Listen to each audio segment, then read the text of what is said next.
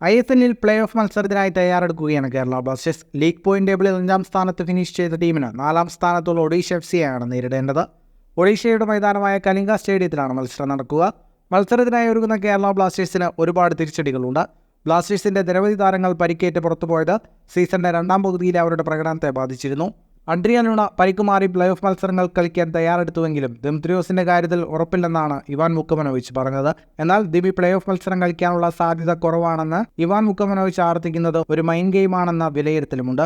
Dimi കളിക്കില്ലെന്ന ധാരണയിൽ എതിരാളികൾ തന്ത്രങ്ങൾ മെനയുമ്പോൾ പ്ലേ ഓഫ് മത്സരത്തിന് ദിമിത്രിയോസ് കൂടി ഉൾപ്പെട്ട ഒരു ആദ്യലെവനെയാകും ഇവാൻ വുക്കമനോവിച്ച് ഇറക്കുക. പുറത്തുവരുന്ന റിപ്പോർട്ടുകൾ പ്രകാരം ദിമിത്രിയോസ് പരിശീലനം ആരംഭിച്ചിട്ടുണ്ട്. താരത്തിന്റെ പരിക്ക് അത്ര ഗുരുതരമല്ല എന്ന് ഇതിൽ നിന്നും വ്യക്തമാണ്. ഈ മാസം 19-നാണ് മത്സരമെന്നതിനാൽ തന്റെ മുഴുവൻ ഫിറ്റ്നസ് വീണ്ടെടുക്കാൻ ദിമിത്രിയോസിന് സമയമുണ്ട്. എന്നാൽ ദിമിയുടെ കാര്യത്തിൽ ഉറപ്പില്ലെന്ന് പറഞ്ഞ് എതിരാളികളെ തെറ്റിദ്ധരിപ്പിക്കുകയാണ് ഇവാൻ ചെയ്യുന്നത്.